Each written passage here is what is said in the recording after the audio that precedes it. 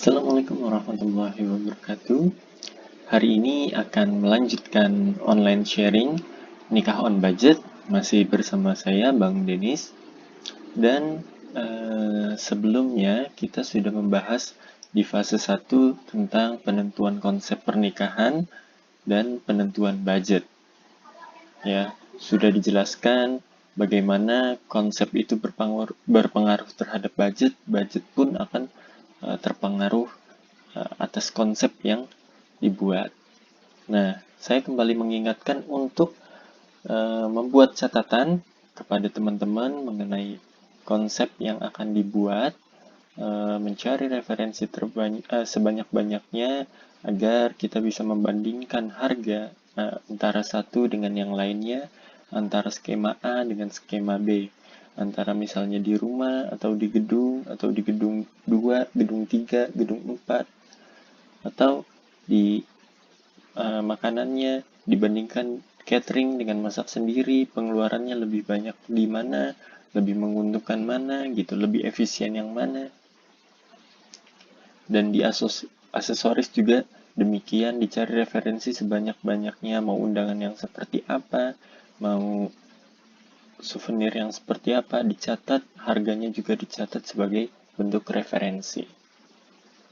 Kemudian dicatat juga masalah konsep acaranya seperti apa, masalah waktu, isi acara, kapasitas, supaya kita tahu akan berpengaruh ke konsep dan budget nantinya gitu.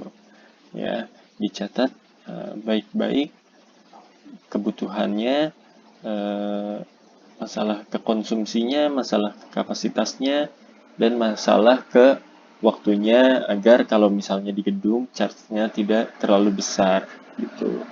Nah, juga sudah saya jelaskan, saya ingatkan kembali mengenai biaya nikah, alokasi tabungan nikah per bulan dikali waktu persiapan nikah dalam bulan. Ini ada biaya nikah 100%, kemudian ada pembagiannya. Nah, pembagian ini adalah pembagian yang dasar. Nah, ini tidak baku, teman-teman bisa berubah. Ada yang bisa lebih besar, ada yang bisa lebih kecil, tapi ini adalah yang cukup ideal dari budget yang mungkin akan teman-teman gunakan. Coba gunakan rumus ini sebagai rumus dasar. Kalau nantinya ada perubahan-perubahan, silakan dirubah, tidak ada masalah karena ini bukan hal yang baku. Ya, kita berlanjut ke fase kedua, yaitu cara mengumpulkan uang dan pemilihan vendor yang tepat. Cara mengumpulkan uang. Di sini saya sudah membuat sebuah skema bagaimana mengumpulkan uang untuk menikah. Di sini ada total tabungan nikah, ya.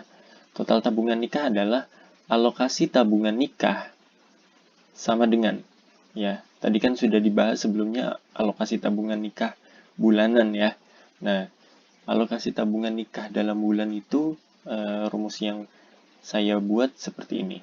Total pemasukan dikurang total pengeluaran pokok dibagi 2. Ya.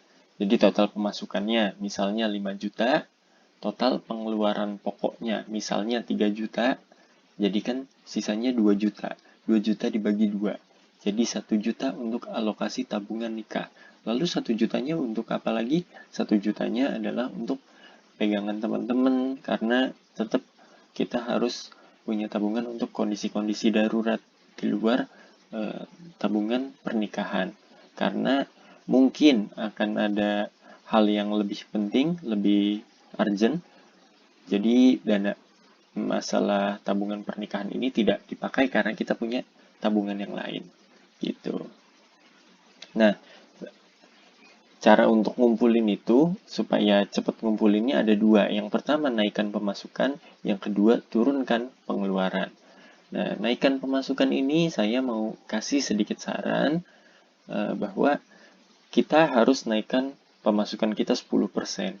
10% itu bukan hal yang terlalu besar atau banyak.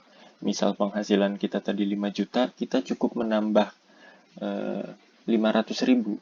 Jadi 5.500.000, ya.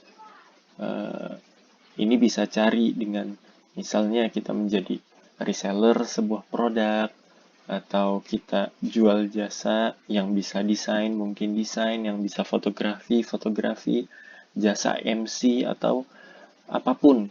Intinya kita tambah penghasilan kita minimal ya, minimal ini 10% itu. Jadi kita ada dana yang lebih gitu. Ada dana yang lebih untuk dikumpulkan.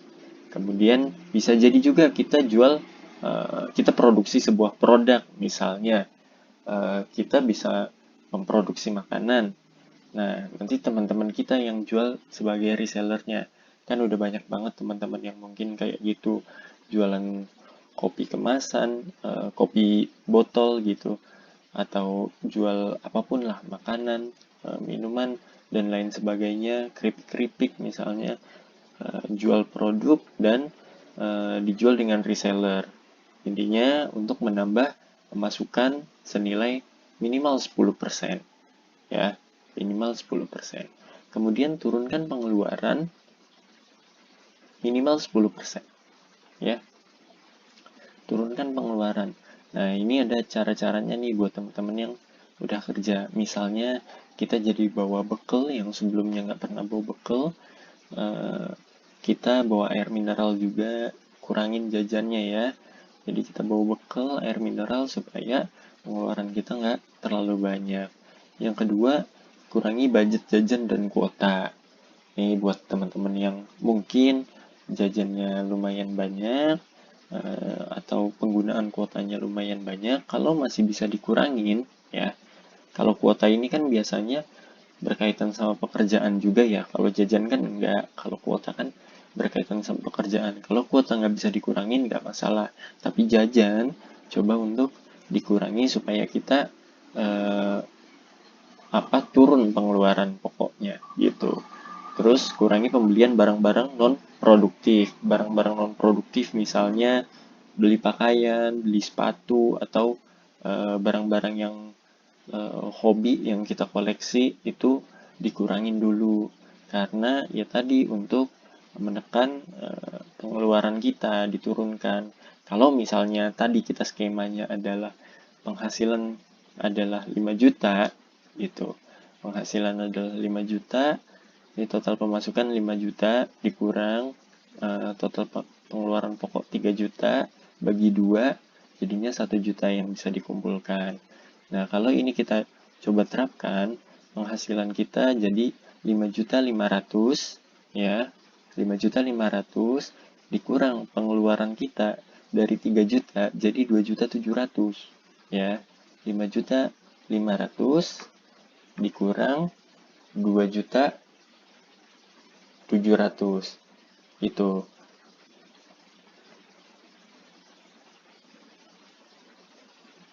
Nah, kan itu ada kelebihannya jadi 2.800.000 ya. Ya kan? Dibagi 2.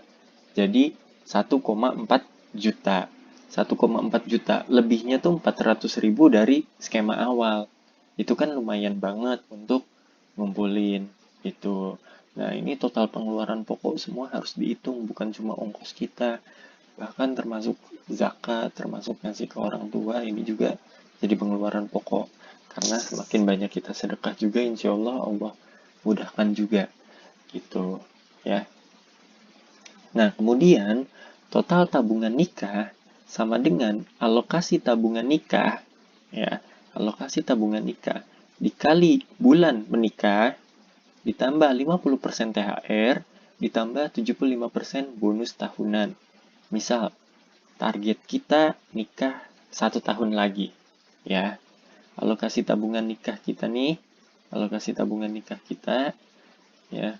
Tadi 1.400.000 ya. Setelah kita menerapkan skema yang di atas ini, naikkan dan turunkan pengeluaran 1.400.000 ya, dikali bulan menikahnya 12 ya, karena kan setahun lagi, sama dengan 16 juta.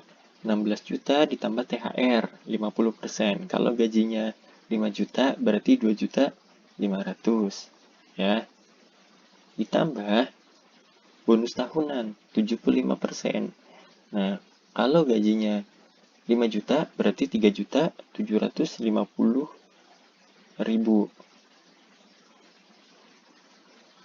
ya. Jadi totalnya kita bisa terkumpul 23.050.000 ya. 23.050.000. Saya bisa bilang uang 23.050.000 cukup untuk membuat resepsi. Kenapa? Karena nanti di akhir di yang pertemuan selanjutnya saya akan jelaskan lebih banyak lagi secara teknis gimana sih cara ngitungnya kalau budget kita cuma sekian gitu. Kita akan coba pakai di angka 23.050.000 atau kita bulatkan misalnya jadi 25 juta ya. Gitu. Nanti saya bantu hitungkan skemanya seperti apa. Nah, kuncinya adalah disiplin menabung dan pisahkan rekening. Jangan sampai rekeningnya tergabung. Ya, rekening tadi ini kan dibagi dua ya. Dibagi dua. Karena rekeningnya dibagi dua, kalau kita rutin menabung dengan pola yang sama, ya kan, maka ada 23.050.000 di satu rekening. Nah, ini teman-teman punya dua rekening. Kalau misalnya rekening urgentnya nggak kepake, ya kan? Kalau rekening urgentnya nggak dipakai, berarti kan totalnya bisa 46.100.000. Itu sangat bisa. Tapi kita tetap hitungnya satu rekening aja. Nanti dibantu skema hitungnya. Nah, berikutnya di fase kedua, saya mau membahas tentang pemilihan vendor yang tepat. Ini nggak akan banyak penjelasan. Yang pertama, ini vendor tepat tuh saya bagi jadi 5 hal. Yang pertama, barang sewaannya masih bagus. Ini kalau misalnya kalian sewa alat pesta, kalian sewa misalnya photo booth, kalian pakai catering, kayak alat makannya segala macam, atau misalnya make up, pakaiannya itu masih bagus, masih layak pakai dan terawat. Ya, kuncinya itu terawat. Nah, masih kokoh dan warna masih bagus. Ini buat barang-barang yang kita gunakan gitu. Baju juga bisa dikatakan kokoh kalau misalnya serat kainnya tuh masih bagus, nggak cepet robek. Warnanya juga masih terang gitu, masih kelihatan bagus dan layak untuk dipakai gitu. Nah, yang kedua track recordnya jelas. Ya, track recordnya harus jelas. Gimana ngecek track recordnya? Lihat aja di testimoni, dia punya testimoni atau enggak, banyak atau enggak. Kemudian dilengkapi dengan dokumentasi, dia udah ngerjain di mana aja. Ini harus ada dua-duanya. Oke, jadi teman-teman bisa lihat testimoni dan dokumentasi mereka. Berikutnya yang ketiga, dapat dipercaya. Dapat dipercaya ini yang pertama dapat disurvei workshopnya. Jadi kalau misalnya dia penyewaan alat pesta, dia bisa disurvei di mana gudangnya. Kalau dia catering, dia bisa disurvei di mana kitchennya, di mana dapur mereka, tempat mereka masak.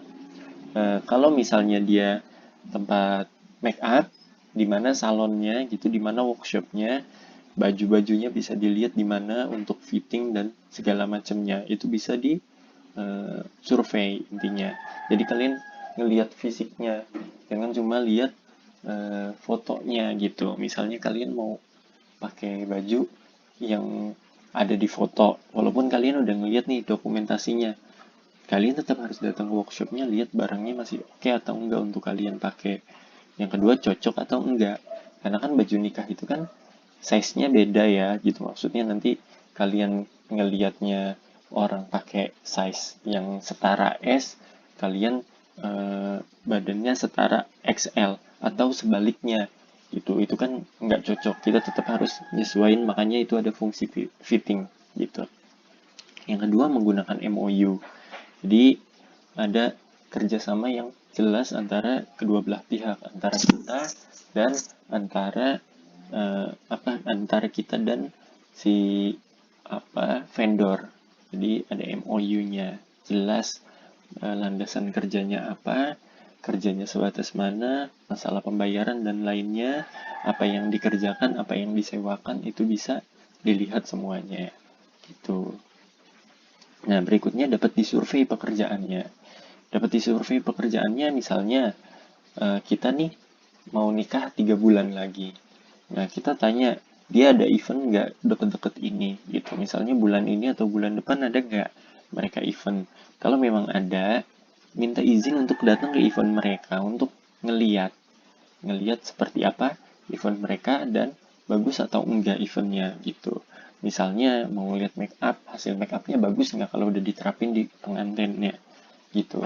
Terusnya bajunya cocok atau enggak, atau tendanya seperti apa, tendanya bagus atau enggak, dicek aja makanannya enak atau enggak. Karena takutnya kalau fast food itu kan masaknya sedikit, jadi kita masih bisa ngontrol masalah rasa dan lain sebagainya. Tapi kalau misalnya masak banyak itu kan resikonya juga jauh lebih besar. Nah, kita harus coba kalau bisa sih gitu. Nah, berikutnya harganya kompetitif. Harganya harus kompetitif. Kalau kalian ngelihat semuanya udah bagus tapi harganya mahal, ya gimana, percuma juga gitu. Kita kan tetap ngelihat budgetnya supaya budget kita tuh nggak over gitu, nggak melebihi yang kita rencanakan. Harganya harus kompetitif. Nah, salah satu indikasi harga kompetitif adalah terdapat paket yang lebih hemat. Misalnya dia sebenarnya make up vendor make up artis, tapi mereka punya tenda juga misalnya. Jadi harganya bisa satu paket dibundling antara make up dan dekorasi. Misalnya seperti itu. Dokumentasi dengan make up atau dokumentasi dengan tempat foto booth. Itu kan bisa juga gitu. Jadi cari yang ada bundlingnya gitu, ada paket yang lebih lengkap dan kalau dihitung harganya lebih murah gitu. Bahkan bisa lumayan jauh selisihnya antara kita pakai 2 vendor dengan satu vendor tapi paket yang udah cukup lengkap gitu. Yang terakhir memudahkan ya. Namanya kita menyewa gitu. Mereka untuk hari itu bekerja untuk kita gitu. Karena bekerja untuk kita harus memudahkan segala kebutuhan event kita gitu. Jadi misalnya kalau orang catering harus tahu kapan makanan ditambah, itu kan memudahkan tanpa kita harus banyak instruksi. Misalnya piring kotor langsung diangkut, nah itu kan bagian dari memudahkan. Terusnya MC misalnya ada talent MC yang menjaga supaya susunan acaranya tepat, waktunya selesainya supaya nggak over budget di misalnya charge gedung gitu. Jadi semuanya harus memudahkan. Nah, agar semua kembali ke efisiensi gitu. Jadi itu aja poin-poin dari fase kedua, antara tadi cara mengumpulkan uang, ini sudah saya jelaskan. Kemudian pemilihan vendor yang tepat ya. Nah, vendor juga baiknya kita nyari referensi sebanyak-banyaknya supaya kita bisa membandingkan satu sama lain antara vendor A dengan vendor B, dengan vendor C, dengan vendor D, dan lain sebagainya. Mungkin yang mereka miliki konsep yang beda-beda, atau misalnya kita sudah menetapkan satu konsep acara, kita pengen rustic. Oke, kita cari vendor-vendor yang bisa melaksanakan rustic. Mana yang paling bagus, mana yang paling murah. Mana pilihan kita? Kita lebih prefer ke murahnya atau prefer ke bagusnya. Misalnya, oh selisih bagusnya nggak terlalu jauh, ya udah deh yang paling standar bagusnya gitu. Karena selisihnya nggak terlalu jauh, tapi harganya selisihnya jauh. Atau sebaliknya, karena harganya nggak selisih jauh, ya udahlah tanggung yang paling bagus aja gitu. Kita harus punya pembanding supaya kita tahu kita tuh mahal atau murah. Karena Kalau banyak orang yang pengen nikah karena sibuk sama waktunya, nggak bisa nyari referensi, sudah terpaku sama satu referensi, jadi mereka enggan untuk survei, enggan untuk cari-cari yang lain. Padahal bisa jadi yang lain itu bisa memberikan efisiensi yang lebih baik, memberikan kualitas yang juga lebih baik gitu. Oke, gitu aja dari saya. Terima kasih, mohon maaf apabila ada kesalahan. Nanti ada sesi tanya jawab, bisa melalui grup atau melalui YouTube. Nanti setelah video ini diposting. Itu aja dari saya. Terima kasih. Mohon maaf kalau ada kesalahan. Wabillahi taufiq wal hidayah. Wassalamualaikum warahmatullahi wabarakatuh.